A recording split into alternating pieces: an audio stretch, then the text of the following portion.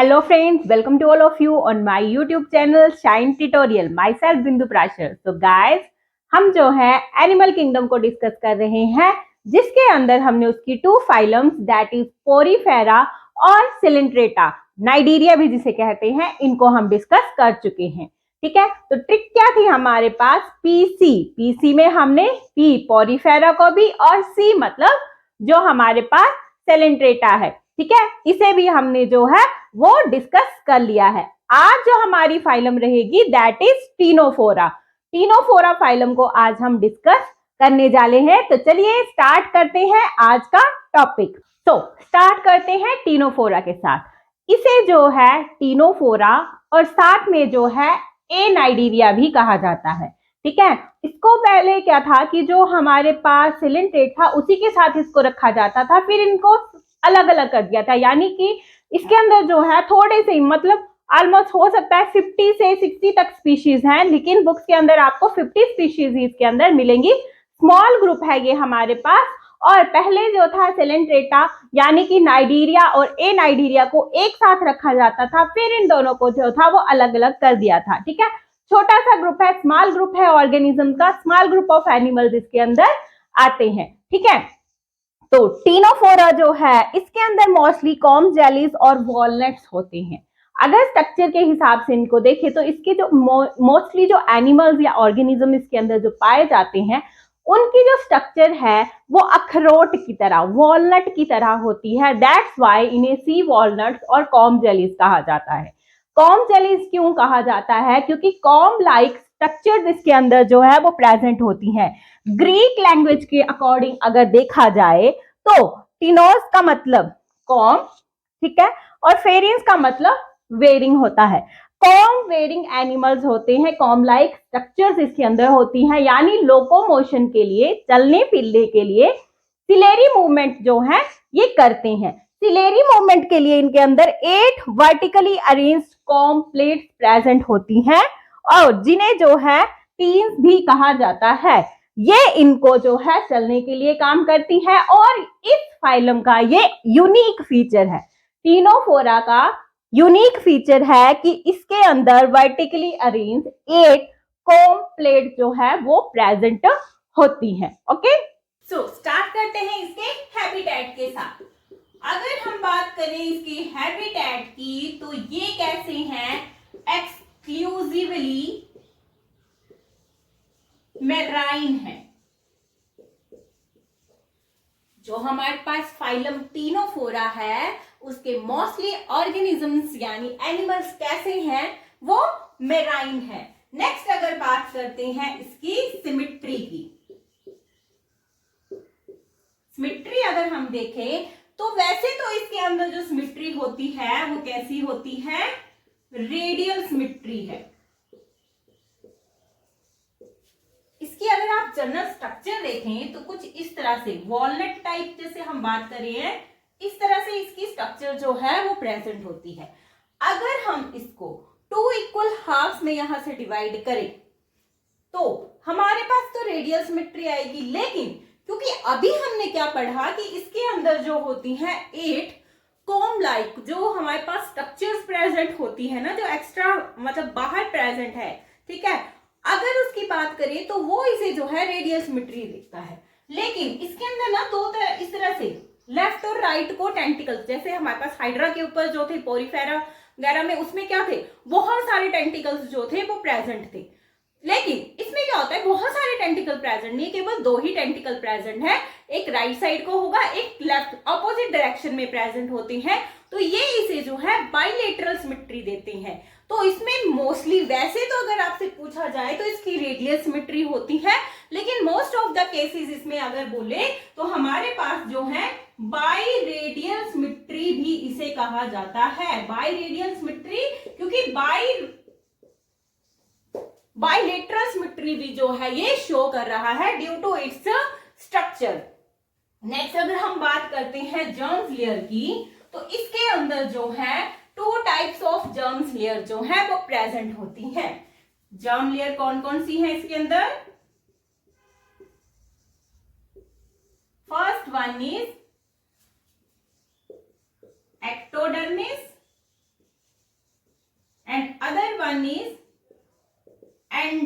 Dermis, यानी कि ये कैसा रहेगा, दो जर्म लेयर है इसके पास, तो ये ऑर्गेनिज्म हमारे पास किस तरह से होंगे, टीनोफोरा कैसा है, ये हमारे पास फाइलम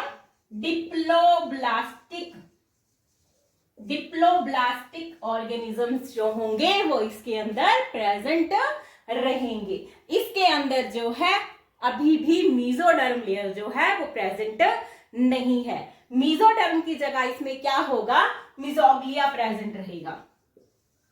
मेसोग्लिया लेयर जो है वो प्रेजेंट होगी। और मेसोग्लिया के अंदर जैसे हमने पहले भी बात करी है, पहले की फाइलम नाइडीरिया और पोरीफेरा के अंदर, तो उसमें हमारे पास क्या होता था, उस फाइलम्स के अंदर जो मेसोग्लिया होती थी उसमें जो है वो सेल प्रेजेंट नहीं होते, नॉन सेलुलर लेयर है। लेकिन जैसे कि पोरीफेरा के अंदर अमोबोटिक सेल्स उसके अंदर प्रेजेंट रहते थे, सेम वैसे ही सेल्स जो है वो इसके अंदर भी प्रेजेंट रहते हैं।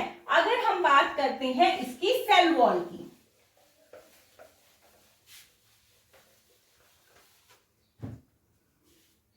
बात कर लेते हैं सेल वॉल की, तो सेल वॉल में इसके पास जो होगी वो हमारे पास जो इनर लेयर होगी वो गैस्ट्रोडर्मिस होगी,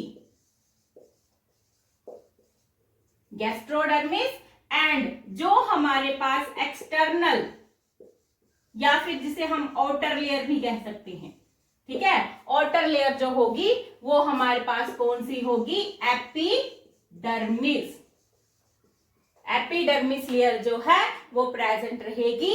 ये जो एपिडर्मिस सेल है इसके ऊपर जो होते हैं वो सेंसरी सेल प्रेजेंट होते हैं। इसके ऊपर क्या होगा, सेंसरी सेल्स प्रेजेंट रहेंगे। अगर हम एक रफ सी डायग्राम के थ्रू देखें तो मान लीजिए कि ये जो है हमारे पास गैस्ट्रोडर्मिस लेयर है, ये हमारे पास एपिडर्मिस लेयर है जिसके ऊपर क्या है, सेंसरी सेल्स प्रेजेंट है, स्मूथ मसल सेल्स इसके ऊपर प्रेजेंट रहते हैं। बीच वाली जो लेयर होगी वो हमारे पास मेसोग्लिया रहेगी। ये मेसोग्लिया जो है इसके अंदर जो है जो स्कैटर्ड कंडीशन में कनेक्टिव सेल्स, जैसे पहले था ना उसमें नर्व सेल्स प्रेजेंट होते थे, वैसे ही सेल अमोवेटल सेल्स इसके अंदर प्रेजेंट रहेंगे। और जैसे नाइडीरिया के अंदर जो थे वो सेल्स, उसमें जो नाइडोब्लास्ट जो सेल्स जो थे वो प्रेजेंट रहते थे, सेम इसके अंदर भी प्रेजेंट होते हैं। लेकिन टेंटिकल्स के ऊपर इसके अंदर जो सेल प्रेजेंट होंगे उन्हें क्या कहा जाएगा, कोलोब्लास्ट सेल कहा जाएगा। ये इसका यूनिक फीचर है। देखिए हर एक फाइलम के अंदर जो सेल्स हैं वो अलग अलग प्रेजेंट है, ठीक है। इसके अंदर जो है कोलोब्लास्ट सेल्स जो है वो प्रेजेंट रहेंगे। और नेक्स्ट अगर बात करते हैं इसमें लेवल ऑफ ऑर्गेनाइजेशन की, लेवल ऑफ ऑर्गेनाइजेशन, तो इसमें हमारे पास लेवल ऑफ ऑर्गेनाइजेशन जो है वो क्या रहेगा, क्योंकि पिछली फाइलम में ही हम जो थे वो प्रोसीड कर गए थे सेलुलर लेवल से कहां, टिश्यू लेवल पे, तो इसमें भी हमारे पास जो है टिश्यू लेवल ऑफ ऑर्गेनाइजेशन रहेगा।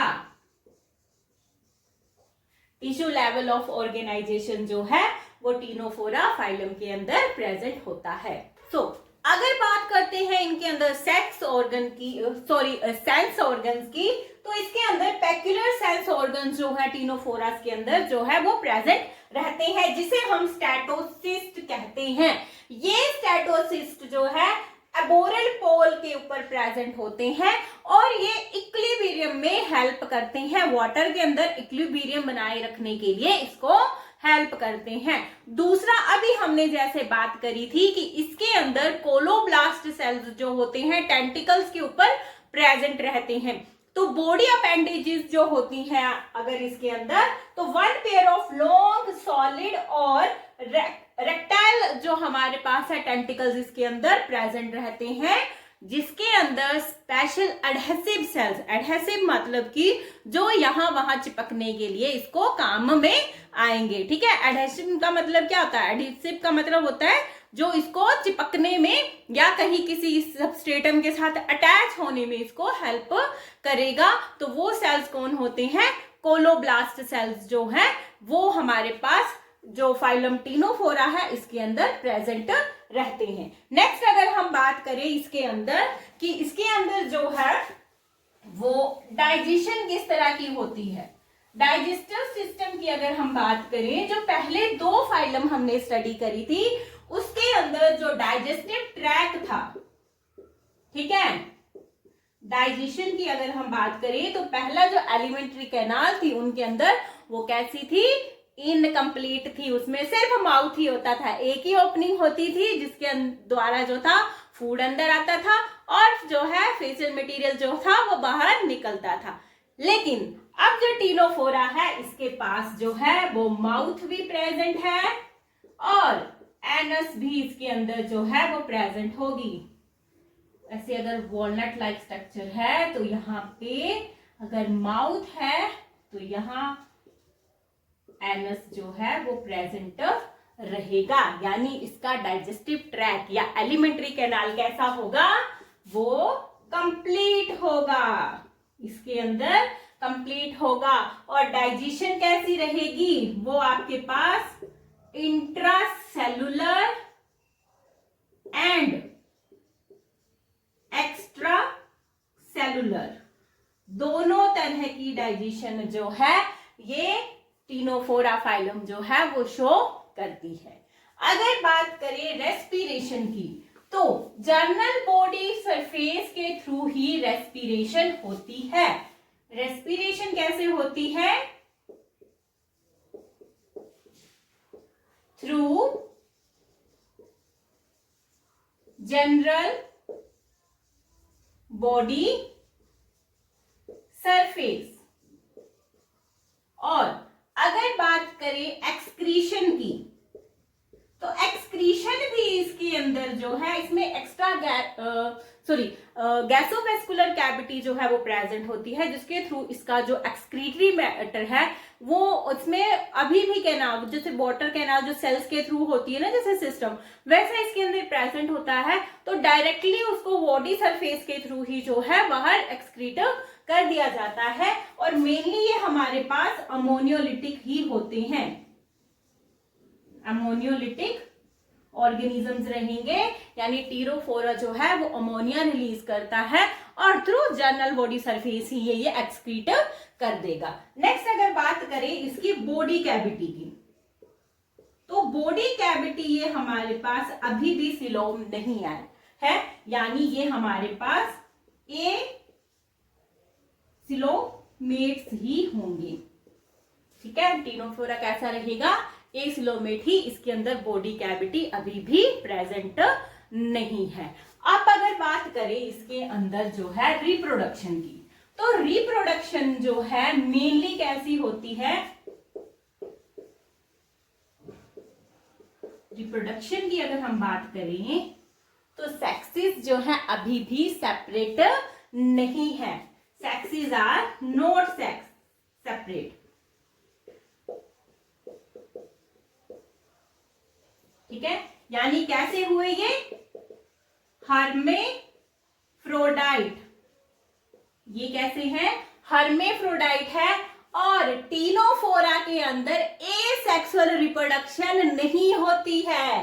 बाकी जो 2 फाइलम थी उसमें बडिंग हो रही थी, फ्रेगमेंटेशन हो रही थी, इसमें ऐसा कुछ नहीं होता। इसके अंदर जो है एसेक्सुअल रिप्रोडक्शन ये अब्सेंट रहेगी। ठीक है, यानी मोस्टली इसके अंदर कैसी होगी? सेक्सुअल रिप्रोडक्शन ही होती है। सेक्सुअल रिप्रोडक्शन ही होगी टीनोफोरा के अंदर। ओके, अगर बात करते हैं इसके अंदर फर्टिलाइजेशन कैसी होती है। ठीक है, हमने बात कर ली कि इसके अंदर एसेक्सुअल रिप्रोडक्शन नहीं होती है, सेक्सुअल रिप्रोडक्शन होती है। तो फर्टिलाइजेशन इसके अंदर जो है वो इंटरनल भी हो सकती है या फिर वो एक्सटर्नल भी हो सकती है। और एक और यूनिक फीचर मैं आपको बताऊं इसके अंदर, तो इसमें क्या होता है, इसके जो ऑर्गेनिजम्स होते हैं वो क्या करते हैं, बायोल्यूमिनेसेंस होते हैं, यानी कि उसके अंदर से लाइट निकलती है। तो दे आर बायोल्यूमिनेसेंस, ठीक है। This is the property of a living organism to excrete light, की वो लाइट छोड़ते हैं, उनमें से लाइट निकलती है, ठीक है। लाइट गिविंग लिख लो इसको, जैसे कि लाइट गिविंग, ठीक है। एनिमल्स ही है हमारे पास ये अब, ठीक है। तो ये हमारे पास जो थे जनरल कैरेक्टरिस्टिक्स थे फाइलम टीनोफोरा के।